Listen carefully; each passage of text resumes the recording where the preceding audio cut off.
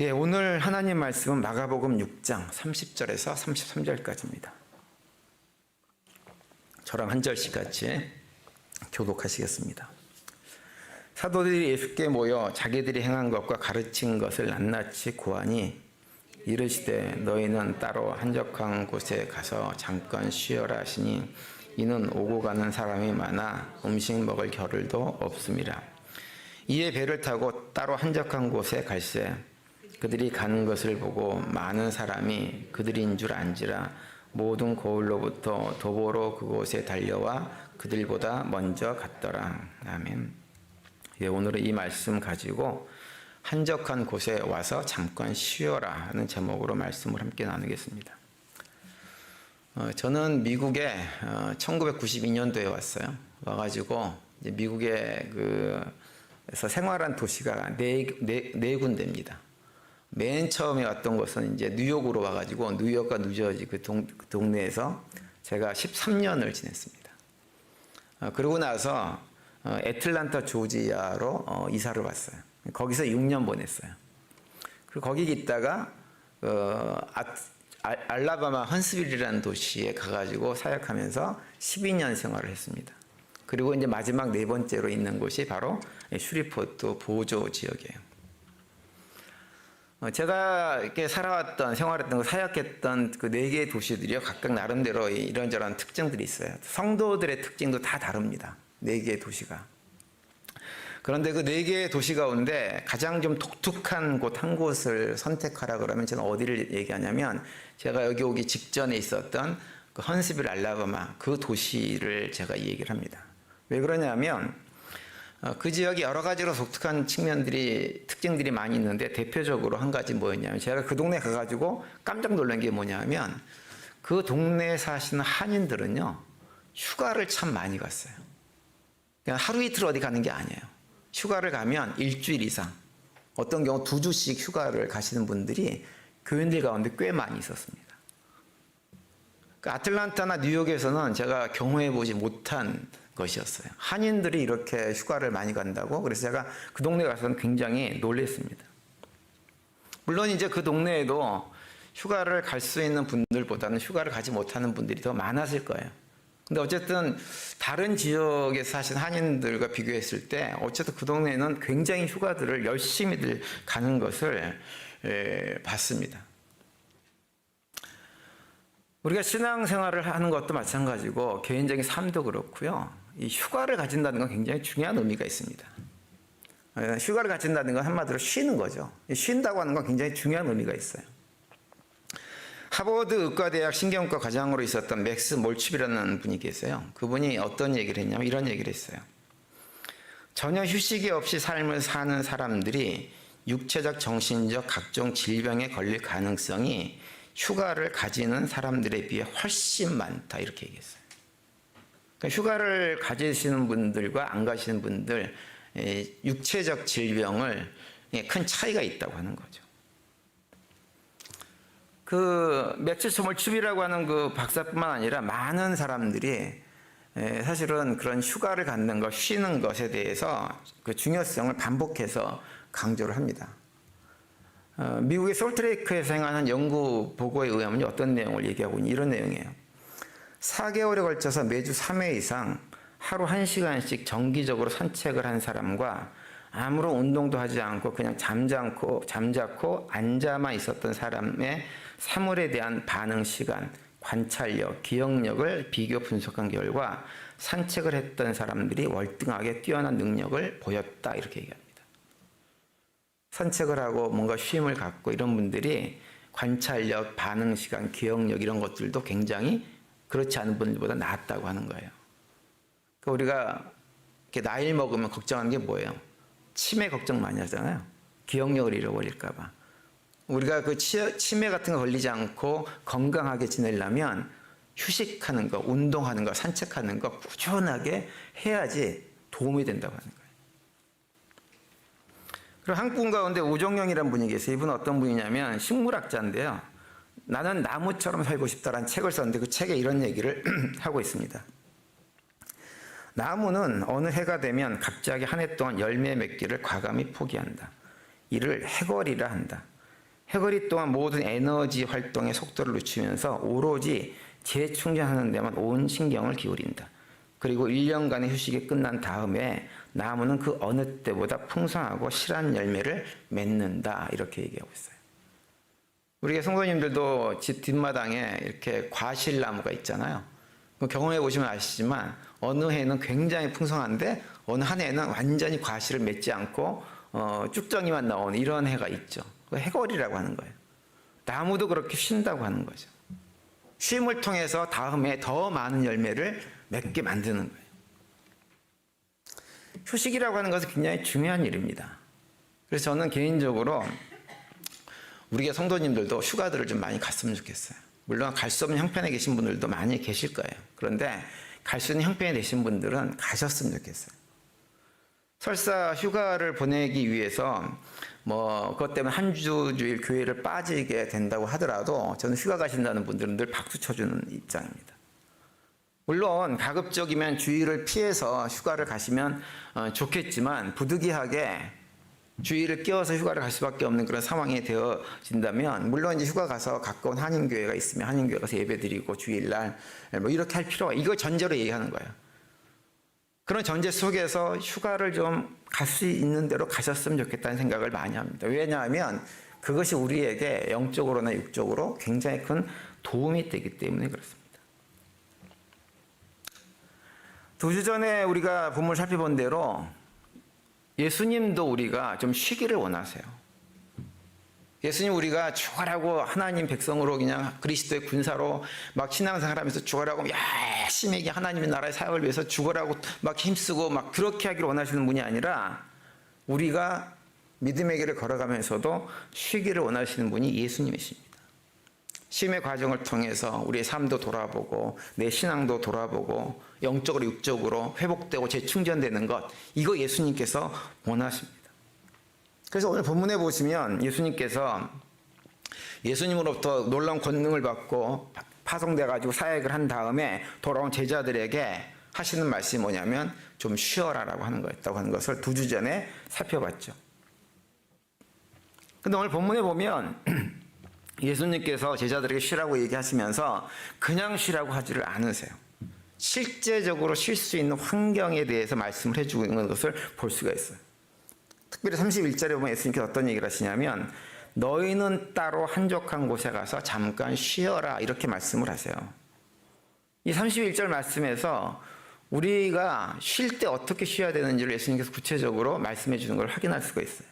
첫 번째 뭐냐 하면 예수님 우리가 따로 쉬라고 말씀을 하세요. 따로 쉬라. 너희는 따로 한적한 곳에 가서 잠깐 쉬어라 이렇게 얘기합니다. 그러니까 쉼을 위해서 뭔가를 떼어놔야 된다고 하는 거예요. 여기서 따로라고 하는 그 헬라 원어의 단어의 의미는 어떤 의미냐면 공개적이고 일상적인 공식적인 어떤 삶의 환경들 그런 삶의 자리를 벗어난 그래서 따로 구별해가지고 떨어진 어떤 그 상태를 얘기하는 거예요. 그렇게 하라고 하는 거예요. 로버트 브라우닝이라는 시인이 있어요. 그런데 그분이 이런 시를 지었어요. 읽는 시간을 따로 떼어놓아라. 그것은 지혜의 셈이기 때문이다. 웃는 시간을 따로 떼어놓아라. 그것은 인간의 가장 좋은 언어이기 때문이다. 사랑하는 시간을 따로 떼어놓아라. 그것은 인생이 짧기 때문이다. 이렇게 얘기했습니다. 과하지 않게 시간을 잠시 떼어놓고 물질을 따로 떼어놓고 그것을 나의 쉼을 위해서 활용하는 것은 굉장히 지혜로운 일이라고 하는 거죠.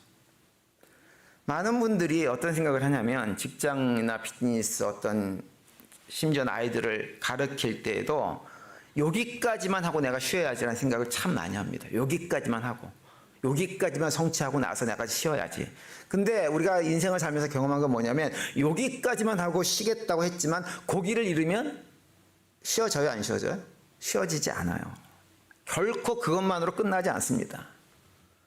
애들 어느 정도 키워놓으면 그때 가서 내가 좀 쉬어야지 라고 생각하지만 그 어느 때가 어느 때인지 알지 못하는 것이 우리 인생입니다. 그래서 우리는 항상 뭔가를 끝내놓고 쉬려고 그래요. 그런데 그건 불가능한 일이에요. 쉬려면 끝나지 않았어도 시간을 따로 떼어놔야 됩니다. 그래야 쉴 수 있어요. 그래서 휴가도 정해놔야 돼요. 내가 언제는 반드시 휴가 갈 거야. 딱 정해놓고 다른 아무리 바쁜 일이 있어도 그때는 쉬고 휴가를 가야 됩니다. 쉬어야 돼요. 아무리 급한 일이 있어도. 그 비즈니스 하시는 분들은 사실은 하루 벌어서 하루 먹고 산다 이런 표현들을 많이 하시면서 하루 매상 때문에 전전긍긍 하시는 분들이 많이 계세요. 사실은. 그런데 제가 예전에 한번 말씀드렸는지 모르지만 뉴욕에서 부목사 사역할 때 장로님 한 분이 뭘 하셨냐면 택시 운전을 하셨어요.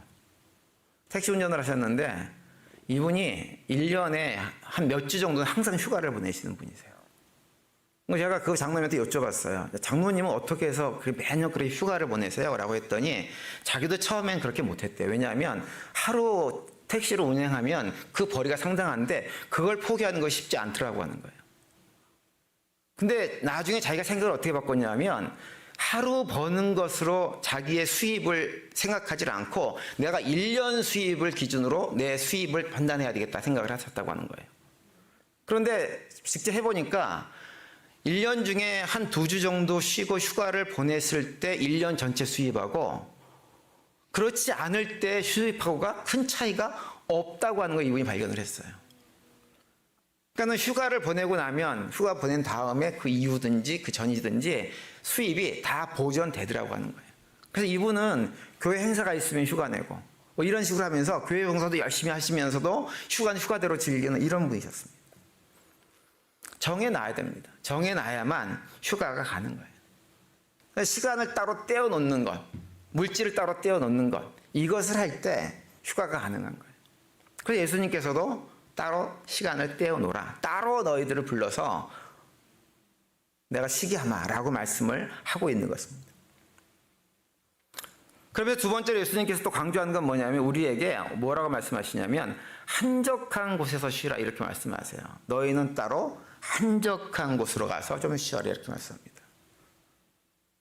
이것은 휴식의 장소에 관한 말씀을 하고 있는 거예요. 그러니까 휴식에 있어서 중요한 요소 가운데 하나는 뭐냐면 장소를 옮기는 거예요. 하루 종일 직장 생활 하신 분들한테는 그 직장을 벗어나야 쉴 수가 있는 거예요. 직장과 어떤 가정이 하나의 일상으로 묶여 있다고 한다면 쉼을 위해서는 그 직장과 가정을 벗어나는 어떤 장소로 가는 것이 우리에게 쉼을 보장해 줍니다. 그래서 많은 사람들이 하는 게 뭐예요? 여행을 가잖아요. 여행을 가잖아요. 그러니까 일상의 삶으로부터 벗어나서 다른 곳으로 가는 거죠.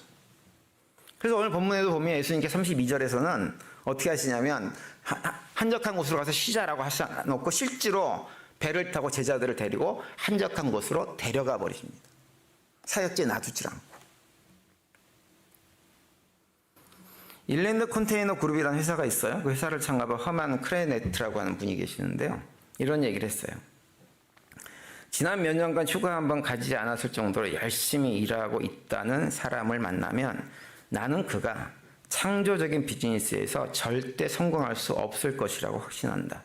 비즈니스에서 무엇보다 중요한 건 창의성이기 때문이다. 이렇게 얘기했어요. 창의성을 가지려면 휴가도 가지고 휴가 통해서 다른 것도 보고 확인하고 자기 사역을 좀 돌아보고 사업을 돌아보고 하는 이런 시간들을 가져야 된다. 그런데 그거 하나 가지지 않고 계속 일만 추가하라고 하는 분은 절대로 창조적인 어떤 사역을 할 수 없다고 하는 것입니다. 환경을 바꾸어서 새로운 것을 볼 때 어떤 창조적인 어떤 것들이 우리 안에서 생기는 것이라고 하는 거죠. 그래서 쉴 때는 어딘가를 다녀오는 것이 굉장히 필요합니다. 많은 분들이 그런 얘기 하세요. 나는 집이 좋아. 뭐 하려고 비싼 돈 들여가지고 집 나가면 고생인데 집이 좋지. 그러면서 집에만 그냥 계시는 분들이 계세요. 근데 예수님도 제자들을 한적한 곳으로 데려가셨어요. 그들의 일상 사역을 하는 곳이 아니라 한적한 곳으로 데려가서 쉬게 하셨습니다. 그래서 두 번째는 뭐냐면 휴가를 제대로 보내려면 장소를 옮겨야 돼요. 떠나봐야 됩니다. 그래야지 쉼이 가능한 거예요. 마지막 세 번째로 예수님은 제자들에게 뭐라고 또 말씀하시냐면 잠깐 쉬라고 말씀하세요.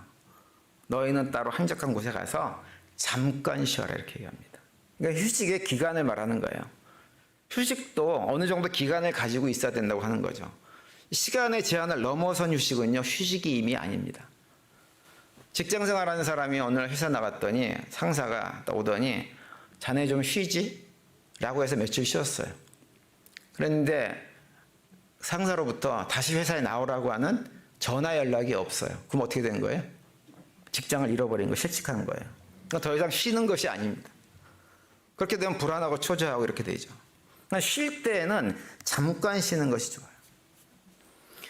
교회도 쉬고 싶을 때가 있습니다. 신앙생활 하다 보면 아니 내가 몇 주 쉬어야지 뭐 이렇게 생각드는 때가 있어요. 여러 가지 이유 때문에 그런 때가 있죠.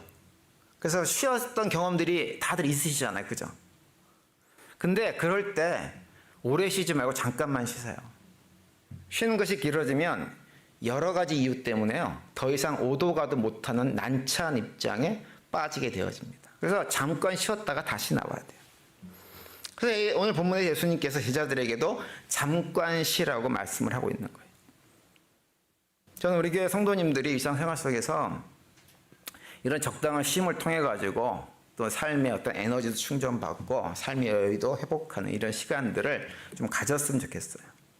그래서 2026년도에는 좀 휴가 계획들을 세워가지고 가까운 어디라도 한번 다녀오시기를 바랍니다. 특별히 내년에는 우리 대회에서 지금 그 터키하고 그리스 쪽으로 성지순례를 가려고 지금 계획하고 있잖아요.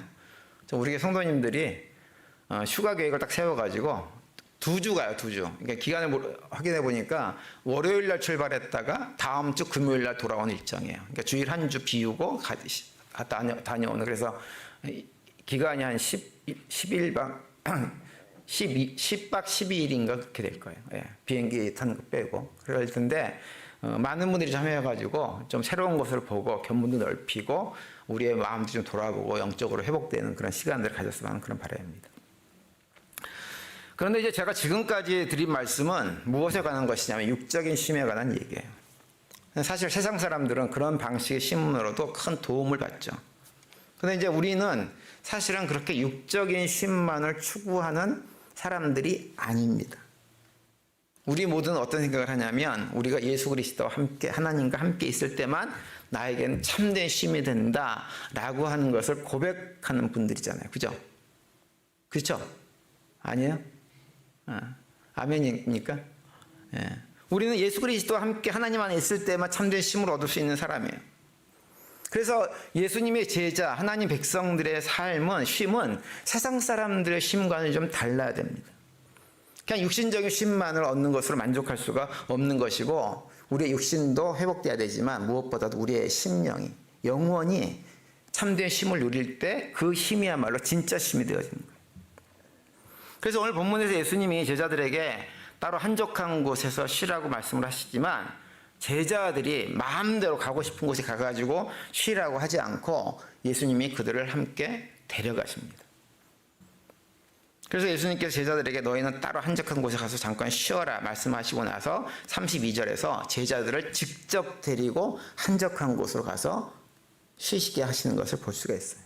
그러니까 다시 말하면 예수님은 제자들이 예수님과 함께 쉼을 누리기를 원하신 거예요. 그래서 이것이 우리에게 영적으로도 앞에서 육적인 쉼의 3가지 어떤 원칙과 똑같은 영적인 원칙을 우리에게 말씀해 줍니다. 그러니까 첫 번째 영적인 쉼도 그 쉼을 위해서는 반드시 시간을 좀 떼어놓고 해야 된다고 하는 거예요. 누가복음 22장 39절 41절 보시면 이런 말씀이 있어요. 함께 읽겠습니다. 다 같이 시작. 예수께서 나아가 숫관을 쫓아 감난산에 가심에 제자들도 쫓았더니 그곳에 이르러 저희에게 이르시되 시험에 들지 않기를 기도하라 하시고 저희를 떠나 돌 던질 만큼 가서 무릎을 꿇고 기도하여 이렇게 말씀을 합니다.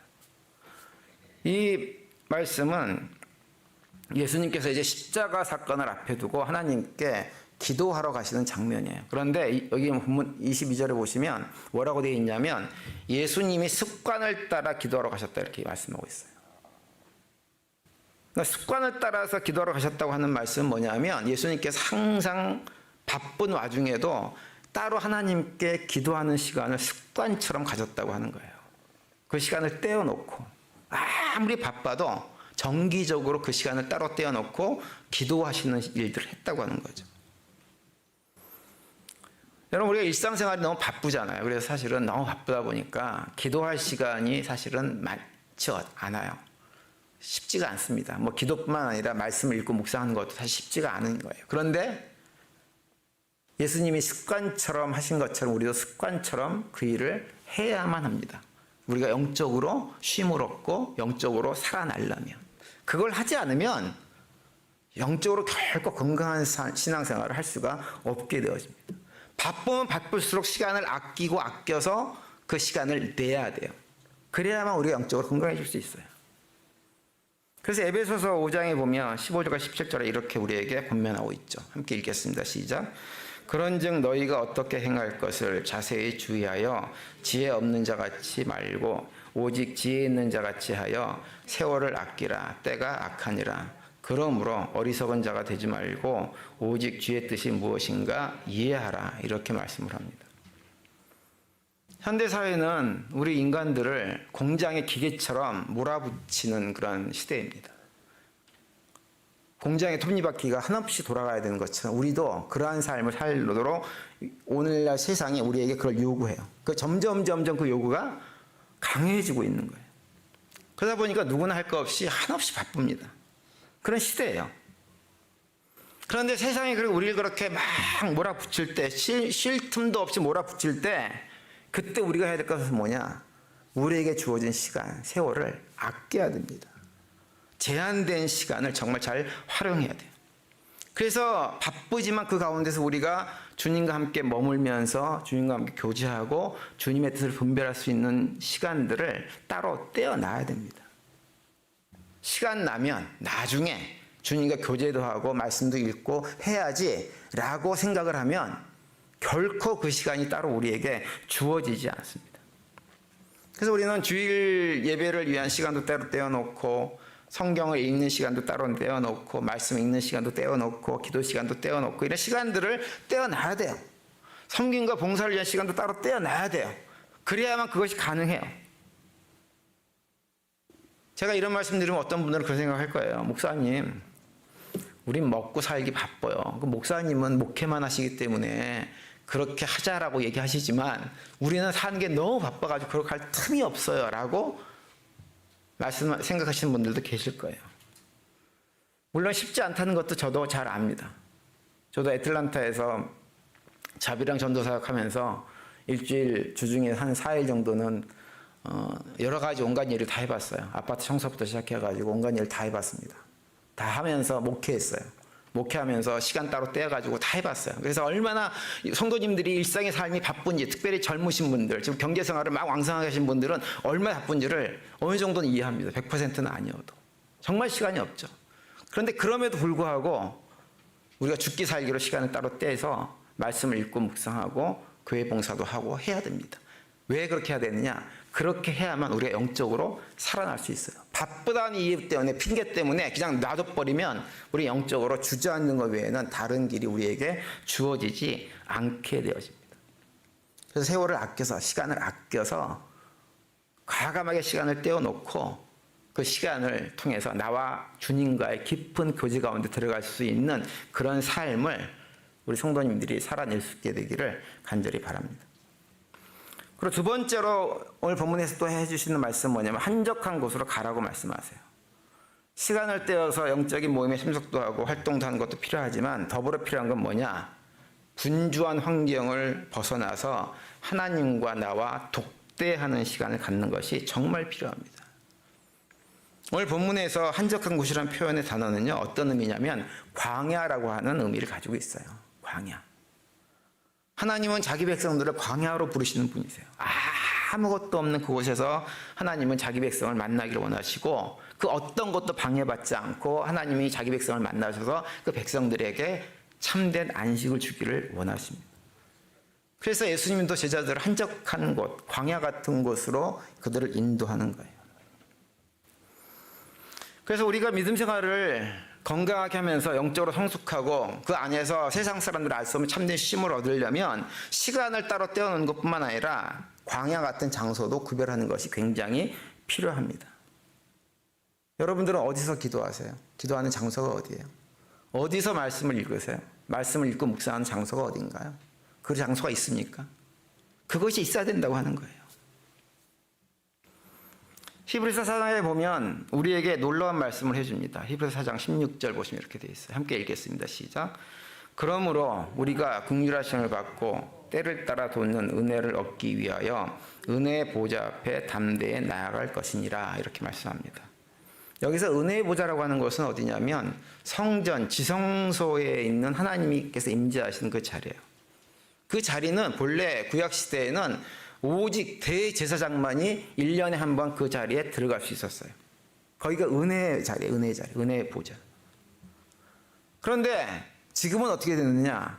구약시대에는 대제사장만 1년에 한 번 겨우 들어갈 수 있었던 그 자리에 이제는 우리들은 어떻게 되느냐면 누구라도 그 은혜의 보좌 앞으로 다 나가서 하나님을 독대할 수 있게 됐다고 하는 것이 히브리서 4장 16절 말씀의 내용입니다. 그 놀라운 특권이 우리에게 다 주어져 있는 거예요. 그 독대의 특권이. 여러분, 우리에게 어떤 특권이 주어지면 특권을 사용하고 싶을까요? 그냥 내팽개쳐놓고 그냥 놔둬버리고 싶을까요? 다 누구나 사용하고 싶죠. 내가 뭐 내 백그라운드가 어떤 있어가지고 내가 그 특권을 사용할 수 있는 권한이 있으면 다 쓰고 싶어 하지 않겠어요? 근데 우리에게 하나님과 독대할 수 있는 특권이 우리에겐 주어진 사람들입니다. 그 특권을 사용하라고 하는 거예요. 한 장소에서 머물면서 하나님과 깊은 교제의 시간을 가져보세요. 그러면 하나님께서 우리의 그 시간을 통해 가지고 우리에게 참된 힘을 주실 뿐만 아니라 우리에게 많은 영적인 어떤 새로운 시선들을 보게 만들고 또 우리로 하여금 사업이나 삶에 있어서 지혜롭게 그 모든 문제를 이겨나갈 수 있는 것들을 하나님 우리에게 허락해 주십니다. 우리의 성도님들이 하나님과 독대할 수 있는 그 놀라운 시간들을 열심히 사용해가지고 하나님과 은밀하게 만나서 일상의 복잡한 문제들은 뒤로 하고 하나님 안에서 누리는 그 놀라운 은혜들을 더 많이 맛보고 경험하고 누리며 살아가는 우리 모두가 될 수 있게 되기를 간절히 바랍니다. 그래서 그 자리를 통해 가지고 우리에게 힘과 능력을, 위로와 격려를, 소망과 기쁨을 주시는 하나님의 놀라운 임재 영광들을 구체적으로 맛봄으로 해서 그 시간을 통해서 큰 힘을 얻는 우리 모두가 될 수 있게 되기를 간절히 바랍니다. 그리고 마지막으로 하나님께서 우리에게 원하시는 것도 조금이고 잠깐입니다. 출애굽기 20장 8절에서 10절까지 내용 보시면 이런 말씀이 있죠. 함께 읽겠습니다. 시작. 안식일을 기억하여 거룩히 지키라. 여세 동안은 힘써 내 모든 일을 행할 것이나 제7일은 너희 하나님 여호와의 안식일인즉 너와 내 아들이나 내 딸들이나 내 남족이나 내 여종이나 내 육축이나 내 문 안에 유하는 객이라도 아무 일도 하지 말라 이렇게 말씀을 합니다. 하나님께서 안식일에 아무것도 하지 말라고 말씀하세요. 그런데 그 전제가 있어요. 전제가 뭐냐면 6일 동안은 힘써 내 모든 일을 행하라 이렇게 말씀하세요. 하나님은 우리가 우리 일상을 다 내팽개치고 하나님과의 교제만 하는 걸 원하지 않으세요. 일상의 삶 속에서 우리에게 주어진 사명들이 있어요. 가정에서, 사업장에서, 직장에서 맡겨진 일들이 있습니다. 그 일을 열심히 하기를 원하세요. 그리고 하루는 온전히 하나님만을 바라보고 하나님께 내 삶을 의탁하는 시간들을 가지라고 하는 거예요. 하나님께서 원하시는 거, 예수님께서 원하시는 거 우리의 모든 시간이 아니라고 하는 거죠. 모든 시간을 다 투자해가지고 교회 일만 죽어라고 하고 하나님을 일한다고 집안일, 직장일 나몰라라 하고 이렇게 사는 것 주님께서 원하시는 것이 아니라고 하는 거예요. 하나님 백성들은, 하나님 자녀들은 일상의 삶의 자리에 자기가 서 있는 자리에서도 최선을 다해서 세상 사람들이 볼 때에도 대단하다라고 하는 느낌을 갖게 만들어줘야 돼요. 최선을 다해야 됩니다. 대충 해서는 안 됩니다. 눈 가리고 앙호하는 식으로 직장에서 일해서는 안 돼요. 주인이 보지 않아도 더 열심히 일해야 되는 사람들이 믿음의 성도들이에요. 그런데 그런 와중에도 하나님께서 원하시는 게 뭐냐면 일주일에 하루는 떼어서 안식을 취하고 하나님과의 깊은 교제 가운데로 나오기를 원하시는 거예요. 일주일을 다 원하시는 것이 아니라 하루를 원하세요. 그것이 무엇이냐면 안식일입니다. 예전에도 말씀드렸지만 안식일의 의미는 무엇이냐면 내 삶을 완성하시는 분은 주님입니다라고 하는 고백하는 거예요. 내 노력으로, 내 수고로, 내 열심으로 내 삶이 완성되는 것이 아니라 내 삶을 궁극적으로 완성해 주시는 분은 하나님입니다라고 고백하는 날이 안식일인 거예요. 내가 아무것도 하지 않아도 하나님은 내 삶을 결국은 완성시켜 줄 것이다. 이 안식일 날 아무것도 하지 않아도. 우리의 삶의 주권이 주인이 하나님임을 고백하는 날이 안식일입니다. 그래서 안식일을 기준으로 보면 우리가 내야 될 잠깐의 시간이라고 하는 것은 시간적으로 보면 딱 7분의 1이에요. 그러니까 일주일에 하루를 있거든요. 하루의 분량만큼 24시간 정도인 거예요. 물론 그런데 24시간 중에서 현대사회는 또 바쁘니까 하나님께서 다 원하시냐면 그렇지도 않아요. 실제로 하나님을 위해서 시간을 내는 것은 우리가 일주일에요. 많이 해봐야 한 서너 시간뿐이 되지 않습니다. 그것만 내도 우리가 얼마든지 하나님과의 잠깐의 시간을 통해서 기쁜 교제 가운데로 나아갈 수가 있는 거예요. 하나님께서 원하시는 그거예요. 우리 성도님들이 그 시간을 낼 수 있게 되길 바랍니다. 내서 말씀 읽고 기도하시고 기도 길게 안 하셔도 돼요. 기도 한 5분 정도만 하셔도 돼요. 사실 5분도 처음에 기도하면 굉장히 길게 느껴집니다. 한 5분 정도 기도하세요. 매일같이. 그러면 일주일에 몇 분이에요? 35분 정도 하는 거잖아요. 매일같이 성경 읽으세요. 매일같이 성경 읽으세요. 한 10분만 읽으세요. 우리 교회 성경 통독하는 거 일주일에 하루에 15분 정도만 읽으면 돼요. 그러면 일주일이면 얼마예요? 한 2시간 반 정도 되는 거예요. 2시간 반 정도. 그러면 그거 하면 3시간 되잖아요. 그죠? 교회 나와가지고 예배 드리고 하는 것까지 포함하면 일주일에 한 4-5시간 정도 들어가는 거예요. 그거 주님께서 원하시는 거는 그 정도만 해도 잘한다라고 말씀하세요. 그리고 우리가 그렇게 할 때 우리가 뭘 경험하게 되냐면 하나님 안에서 누리는 평안을 경험하게 되어지는 거예요. 프로야구 선수 가운데 유명한 투수였던 레오나드라는 선수가 있어요. 이 선수가 아주 유명한 말을 남겼어요. 뭐라고 그랬냐면 위대한 피칭의 비결은 공의 속도가 얼마나 빠르나 공이 얼마나 많은 웨이브를 가지고 있느냐에 달린 것이 아니라 페이스의 변화에 있다 이렇게 얘기했습니다. 그 페이스의 변화라고 하는 건 뭐냐면 공을 빠르게도 던졌다가 느리게 던지고 높게 던졌다가 낮게 던지고 이런 걸 얘기하는 거죠. 그게 굉장히 중요하다고. 그걸 굉장히 잘했던 사람이 누구냐면 우리 한국 투수 중에 유현진 선수라는 선수가 그걸 굉장히 잘했어요. 공이 별로 빠르지도 않으면서 메이저리그에서 굉장히 많은 성과를 냈던 선수가 유현진 선수입니다. 굉장히 중요한 진리를 말하고 있는 거죠. 우리 인생도 마찬가지예요. 우리 신앙 여정도 달려가는 속도가 중요한 것이 아니라고 하는 거죠. 세상적인 성공이나 행복도 마찬가지예요. 멈추는 시간이 있고 달리는 시간이 있고 많은 사람과 함께하는 시간이 있고 어떤 때는 하나님과의 독대하는 시간이 있고 이런 페이스의 변화를 줄 때 우리의 삶도 우리의 신앙도 더욱더 성공적이고 행복한 편안한 삶을 살아갈 수가 있게 되는 것입니다. 오늘 예배에 참석한 우리 모두 육적으로 영적으로 쉬라고 말씀하시는 예수님의 음성에 귀를 기울이고 그 명령에 순종하는 삶을 살아갈 수 있게 되기를 간절히 바랍니다. 그래서 그 쉼을 통해서 육체적으로도 그렇고 영적으로도 그렇고 새 힘을 얻으시고 더욱 열심히 하나님의 나라의 사역을 감당하시는 가운데 우리의 영육간에 모두가 건강한 삶을 살아가면서 믿음의 길을 신실하게 걸어가는 우리 모두가 될 수 있게 되기를 간절히 바랍니다. 돌아온 한 주간도 그런 고백 가운데 믿음으로 승리하시고 또 주님께 주신 평강을 누리는 복된 한 주간이 되시기를 간절히 축원드립니다.